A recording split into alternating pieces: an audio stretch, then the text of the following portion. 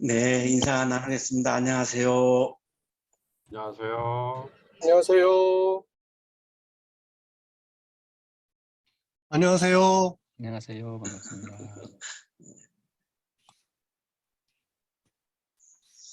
우리는 전통적으로 부부와 자녀로 이루어진 가족, 다시 말하면 혈통으로 이루어진 가족만을 정상적인 가족이라고 생각하면서 사실 살고 있습니다. 이것을 혈통주의라고 그렇게 부를 수 있을 것 같습니다.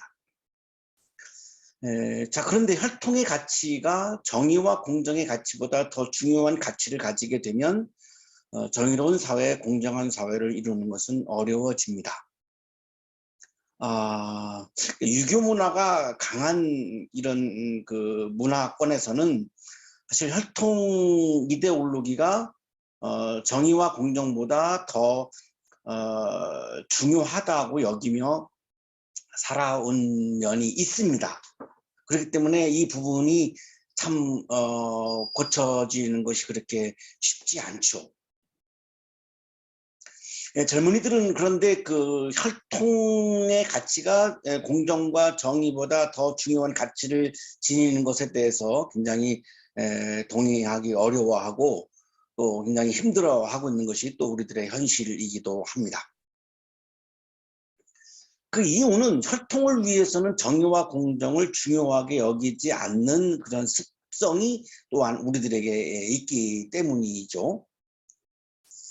강남순 교수님은 미국의 텍사스 크리스천 대학교 신학대학원 교수님인데 여성 신학자입니다. 이분이 전통적인 가족 개념은 신화임이 밝혀지고 있다라고 하는 이야기를 하셨습니다. 인용하겠습니다. 다양한 통계를 보면 여성과 아이들 또한 노인들이 육체적, 성적, 언어적 폭력 등 다양한 종류의 폭력을 가장 많이 경험되는 것이 가정이다. 전통적으로 우리는 혈통을 중시 여기면서 가정이라고 하는 것이 가장 우리들에게는 안전한 곳이고 또 우리들에게 가장 중요한 거처이고 또 나를 지켜주고 보호해 주는 곳이라고 생각을 하죠. 그런데 사실은 우리가 폭력을 가장 많이 당한 곳을 생각해 보면 가정입니다. 나의 가족이 아닌 사람들이 나에게 폭력을 가하면 그건 굉장히 법적으로 문제가 되기 때문에 우리 어릴 때부터 지금까지 삶을 돌아보면 내 몸에 물리적인 폭력을 가한 거는 사실은 식구들이 많지 식구가 아닌 사람은 그리 많지 않은 것을 또한 확인할 수 있기 때문에 이 전통적인 가족의 개념이 신화였다라고 하는 이 강 교수님의 이야기가 굉장히 공감이 가는 부분이 있습니다. 가족을 생물학적인 단위로만 이해하는 것의 한계를 보고 있는 것인데요. 가족이란 생물학적 단위로만이 아니라 사회적이고 역사적인 단위로서 이해하는 것이 필요함과 동시에 가족의 개념, 범주, 역할, 규정, 양태 등에 대한 인식을 새롭게 바꾸고 확장하는 것이 중요하다는 것이다. 이 가족에 대한 이 전통적인 개념을 뛰어넘어야 하는 이제 이유가 우리들에게 발견되고 있는 거죠. 이 혈통을 중심으로 한 가족의 개념을 가지고만 살다가 보니까 혈통의 가치가 공정과 정의의 가치보다 더 앞설 수밖에 없었던 것이 우리들이 그동안 살아온 역사이니까요. 자, 그러면 예수님은 혈통 중심의 가족을 어떻게 생각하셨을까? 예수님도 혈통 중심의 가족을 뛰어넘는 새로운 가족의 개념을 제시하셨다라고 강 교수님이 이야기를 합니다. 마가복음 3장 35절입니다. 하나님의 뜻을 행하는 사람이 형제요, 자매요, 어머니다. 예수님이 이 어떤 집 안에서 사람들과 말씀을 나누고 있었는데 어머니 마리아를 포함한 가족들이 문 밖에 와가지고 예수님을 부르죠. 그러니까 사람들이 전합니다. 어머님이 부르십니다. 그러니까 예수님이 하시는 말씀이 누가 내 어머니인데? 이렇게 말씀하죠. 누가 내 어머니인데? 하나님의 뜻을 행하는 사람이 나의 형제요, 자매요, 어머니지 혈통만으로는 나의 어머니라고 말할 수 없어. 이렇게 말씀하시죠. 그러니까 혈연 관계를 중심으로 구성되는 생물학적 가족의 범주가 아닌 새로운 가족의 개념을 제시하고 또한 예수를 따르기 위해서는 부모와 처자와 형제와 자매와 자기 자신까지 미워해야 한다고 함으로써 사실상 흔히 생각하는 전통적 가족의 가치들을 근원적으로 상대화하고 있다. 누가복음 14장 26절은 예수님의 제자에 관한 말씀인데, 만약에 부모와 형제가 예수님의 제자가 되는 것을 반대한다면 그럼 너희들은 어떻게 할 것이냐? 나의 제자가 되기 위해서는 그럴 때에 부모와 형제의 뜻을 거스를 수밖에 없는 거다. 당연히 그래야 한다. 여기에 어떤 효의 개념이 나오지 않죠. 그게 효의 개념이 아니라 예수님의 제자가 되기 위해서 그거를 만약에 부모와 형제가 반대한다면 그것은 거스를 넣어야 하는 거다라고 하는 이런 새로운 가족 개념을 제시하고 있다라고 강 교수님은 이야기를 하고 있습니다. 자, 그러면 이 두 가지 본문만 보아도 두 부모와 자녀로 구성되는 핵가족인 양태가 성서적인 근거와 기독교적인 근거가 아닌 것은 분명해지고 있습니다. 영국의 철학자인 존 스튜어트 밀은 가족에서 혈통보다 더 중요한 가치가 정의이다라고 강조를 합니다. 존 스튜어트 밀은 이미 그 오래전 가족 내에서의 정의, 특히 남편과 부인 사이의 정의가 확립되지 않으면 정치 사회적 영역에서의 정의를 이룰 수 있는 희망이란 없다고 보았다. 유계 질서가 강조가 되고 있는 전통적인 우리 가정의 분위기, 가족의 분위기에서는 사실 가족과 가족 사이의 어떤 사랑과 정의보다 권위와 유계 질서가 더 강조되는 측면이 있습니다. 자, 이렇기 때문에 이런 문화 때문에 결국은 혈통의 가치가 정의와 공정의 가치보다 더 중요하게 여기는 문화를 우리가 그 안에서 살아온 측면이 있는 것이죠. 사랑의 친밀성이 혈통을 중시 여기는 가족에서는 사랑의 친밀성이 중요하죠. 사랑의 친밀성이 자동적으로 그러면 정의를 가져다 주느냐? 그렇지 않다는 거죠. 우리는 가족과 가족 사이에 정의가 있어야 된다라고 하는 측면을 사실은 그렇게 깊게 생각해 보지 않은 것 같습니다. 부모와 자녀 간에도 부부 사이에도 정의가 깨어지면은 사회 정의는 이룰 수 없다는 게 존 스튜어트 밀의 주장입니다. 굉장히 일리가 있는 주장이라고 저는 생각을 하는데요. 그래서 강 교수님은 가족에 대한 재개념화가 요청된다라고 주장을 합니다. 이러한 재개념화는 가족 구성원들 간의 수평적 평등관계와 구성원들의 이익 공유가 전제되어 형성되어야 한다. 우리는 가정에서 아버님 그러면은 사랑스러운 분이라는 거 느낌보다는 무서운 분, 나이 차이가 많은 형 같은 경우 나에게 사랑스러운 형이라기보다는 굉장히 무서운 형이라고 하는 느낌이 있는 게 사실이기 때문에 이 가족에 대한 재개념화가 절실히 요청된다라고 강남순 교수는 주장을 하고 있습니다. 혈연 관계를 중심으로 구성되는 생물학적 관계의 가족 개념을 고집하게 되면 가장 문제가 되는 것이 가족 이기주의입니다. 혈통이 정의와 공정의 가치보다 더 중요하니까 가족 이기주의는 너무나 당연시 되는 거죠. 자, 그런데 생물학적인 관계의 가족 개념을 고집한다면 가족 이기주의로 갈 수밖에 없는 거죠.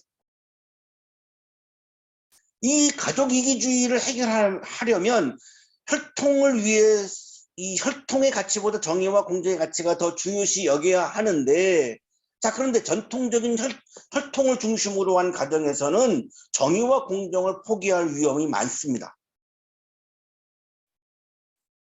며칠 전에 수능 시험이 있었는데 다른 가정의 자녀들은 시험을 잘 못 보고 우리 집안의 자녀는 시험을 잘 보게 해주십시오라고 기도한 그리스도인들이 있을 것 같아요. 자, 이 가족 이기주의죠. 그러면 예수님 편에서 볼 때는 내가 시험을 좀 못 보기를 원했던 다른 가족의 자녀들을 내 자녀와 다르게 생각했을까요? 예수님은 똑같이 사랑했을 거란 말이죠. 그러면 기도라고 하는 것만으로 그것은 기독교의 기도라고 말할 수 없는 결론에 이르게 되기 때문에 굉장한 우리들의 신앙의 혼란과 문제가 발생하는 거죠. 허재님이라고 하는 농구 대통령의 별명을 가지고 있는 그분이 얼마 전에 방송에 나와서 하는 이야기를 들었습니다. 자기가 감독을 하고 있는데 자신의 아들을 선택하지 않았습니다. 그 아버지 때문에.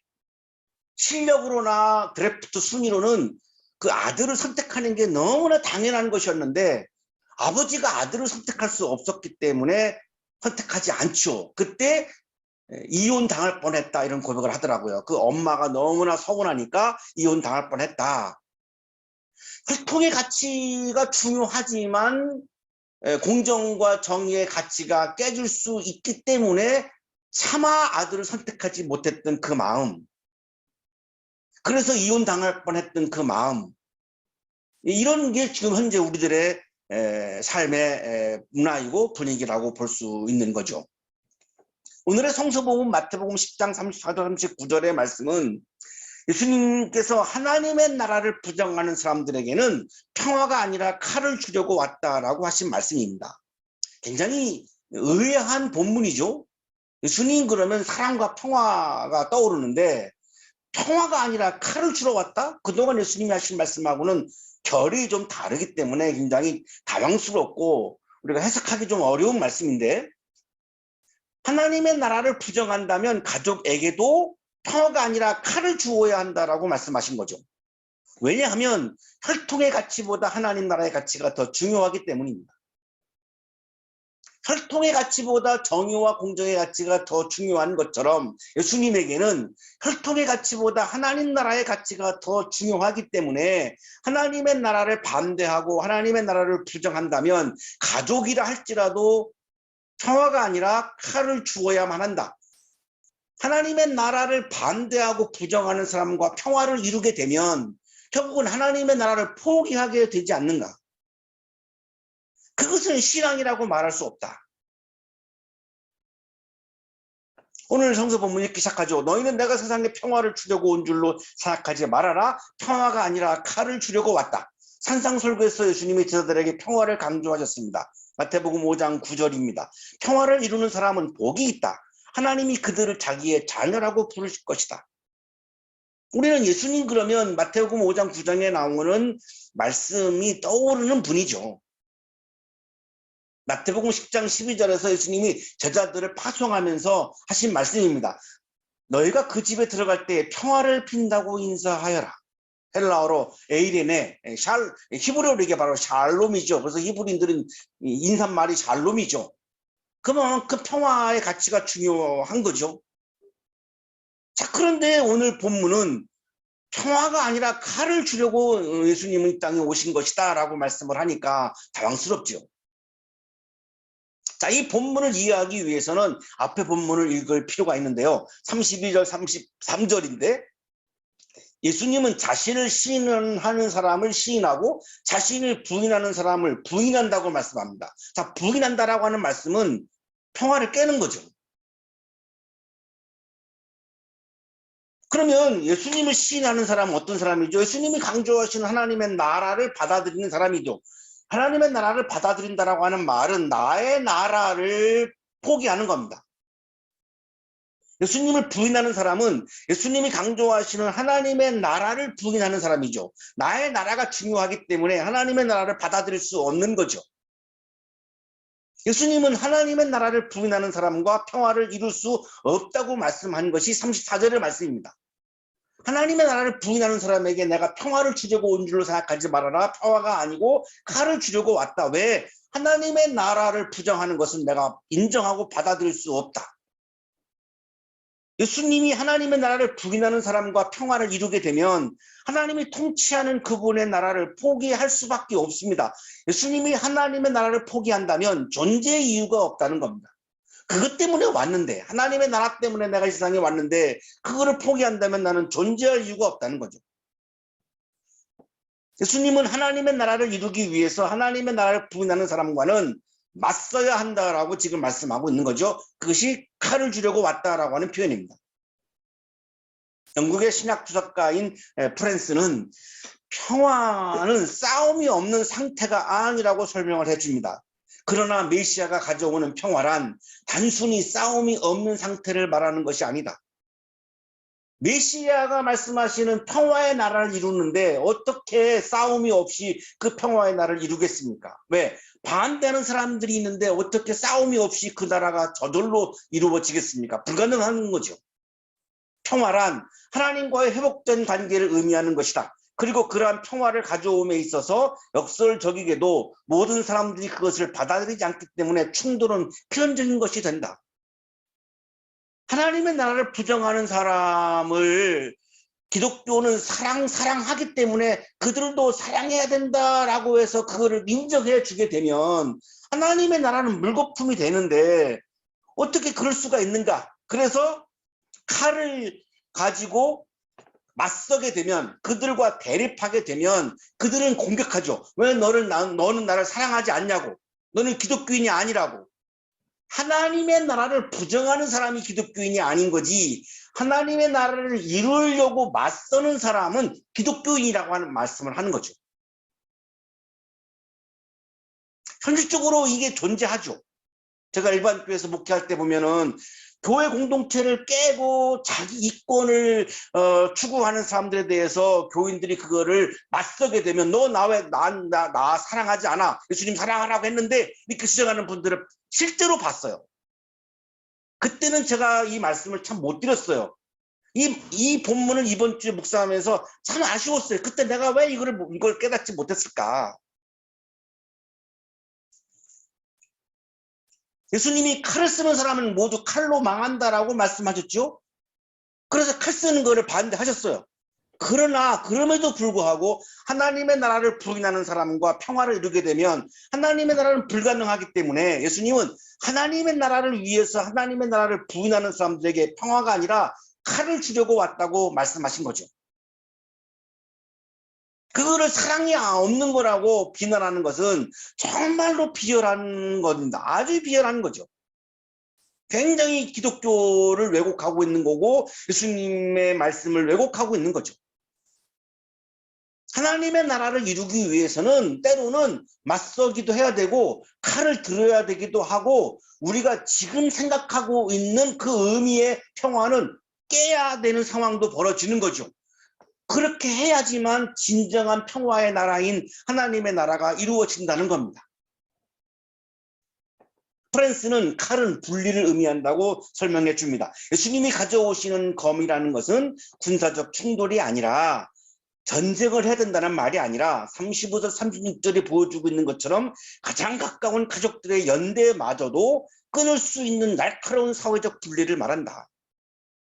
가족이 나에게 불이한 것을 요청해 오면 나는 끊어야 되죠. 이게 바로 칼이라고 하는 것을 의미하는 바로 의미입니다.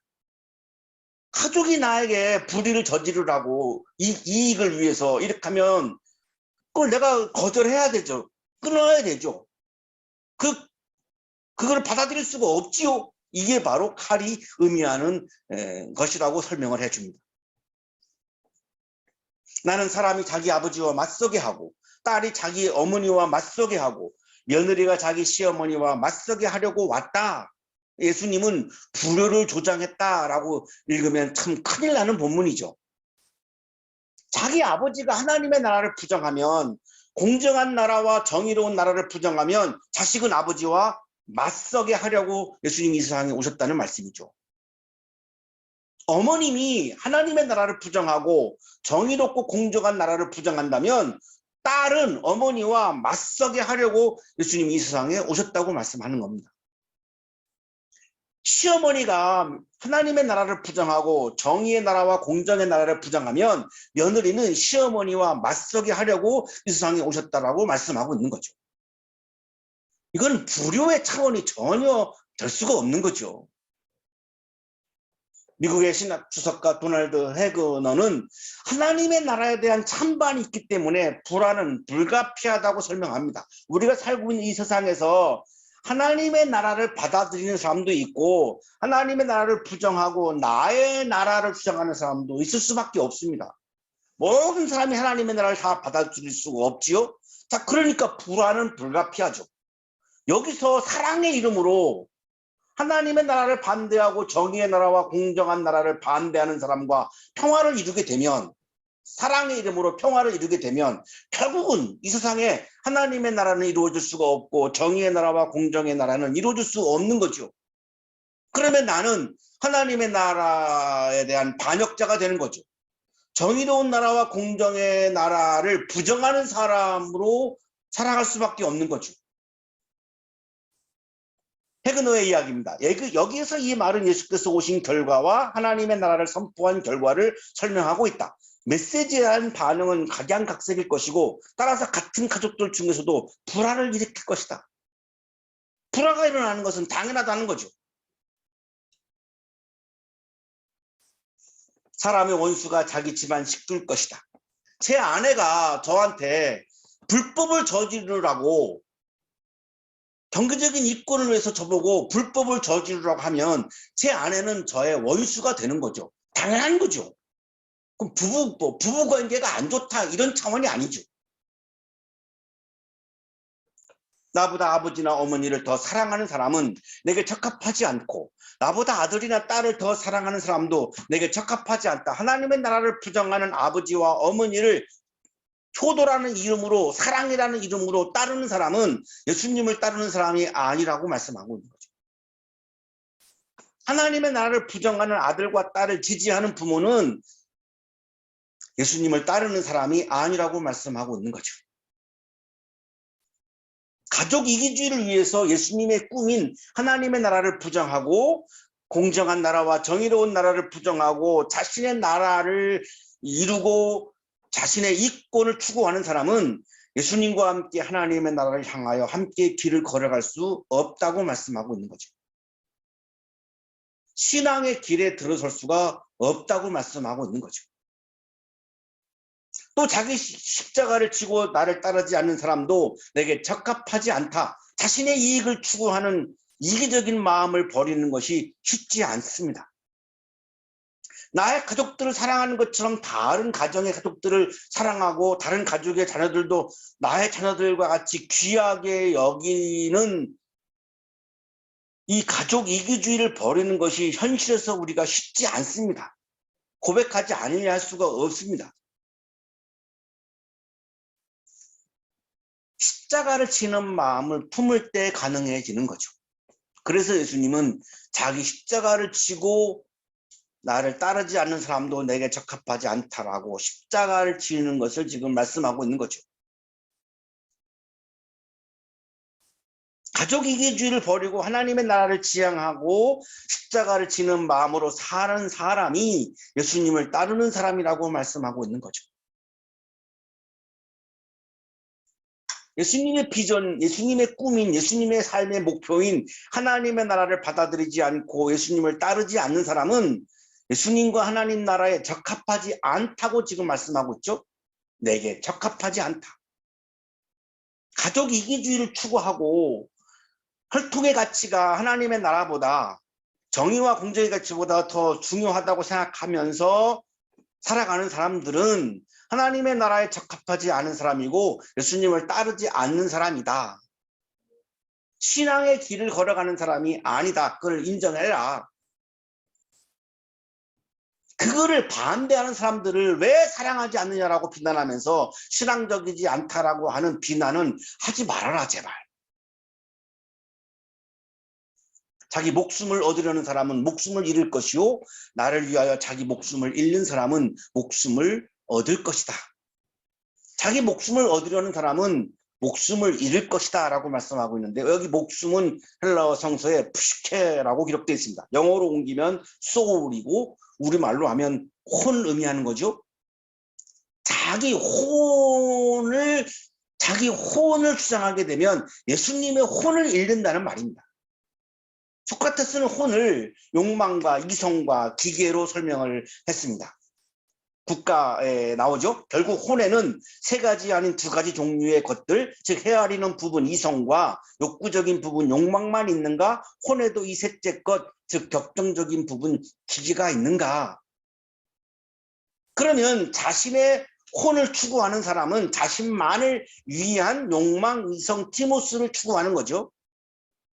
그 사람을 우리는 이기적이라고 부르는 건데, 자신만을 위한 욕망, 자신만을 위한 이성, 자신만을 위한 티모스를 추구하는 사람은 예수님을 위한 혼을 이룰 수밖에 없죠.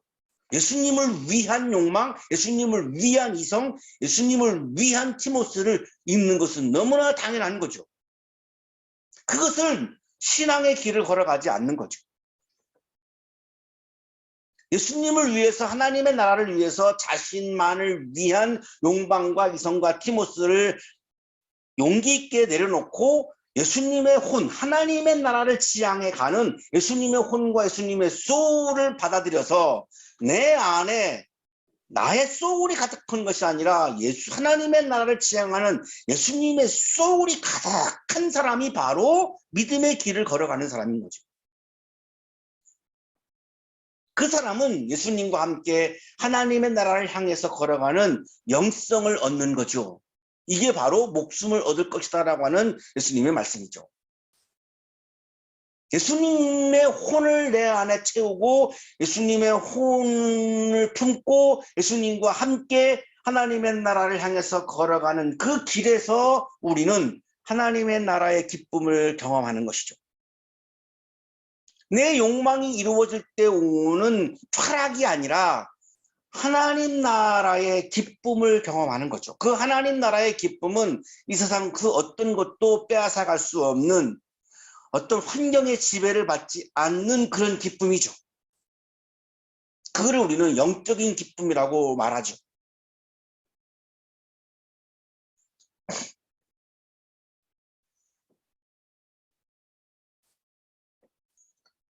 우리 청년들이 혈통의 가치가 정의와 공정의 가치보다 더 중요하게 여겨지는 사회에서 굉장히 힘들어하죠. 신앙적으로 얘기하면 하나님 나라의 가치가 혈통의 가치보다 더 가치가 없는 상황일 때에 굉장히 힘들어하는 거죠. 우리 청년들에게 기쁨을 주는 것은, 쾌락이 아닌 기쁨을 주는 것은 예수님의 혼을 내 마음에 채우고 예수님과 함께 하나님의 나라를 향해서 걸어갈 때에 우리 지쳐있는 우리 청년들에게 하나님께서 하나님 나라의 기쁨을 주십니다. 그 기쁨을 여러분이 경험을 하셔야 여러분이 경험하고 있는 이 어렵고 힘든 시간들을 이겨낼 수 있는 거죠. 그래서 이번 학기 시작하면서 나의 꿈은 뭔가, 내 비전은 뭔가, 그러면 30대 초반의 청년이 예수님의 꿈과 비전은 무엇이었는가, 이 질문으로 이번 학기를 시작했던 이유가 바로 거기에 있습니다. 예수님은 그 꿈과 비전을 목숨과도 바꾸셨습니다. 그게 너무나 중요하고 가치가 있기 때문에. 방학 동안에 내가 무엇과도 바꿀 수 없는 내가 중요하게 여기는 가치는 무엇이? 내가 목숨까지도 내가 바꿀 수 있는 나의 중요한 가치는 뭐지? 꿈은 뭐지? 비전은 뭐지? 깊게 한번 생각하는 그런 방학이 되시고 거기다 하나 더 하나님 나라의 가치를 내 욕망의 가치보다 더 중요하게 여기는 그런 믿음을 소유하셔서 예수님과 함께 걸어가면서 하나님 나라의 기쁨을 경험하는 그런 방학이 되셔서 다음 학기에는 이번 학기에 해결하지 못한 그런 아픔들을 충분히 이겨낼 수 있는 그런 희망의 또한 새로운 새 학기가 되시기를 주님의 이름으로 축복합니다. 아멘.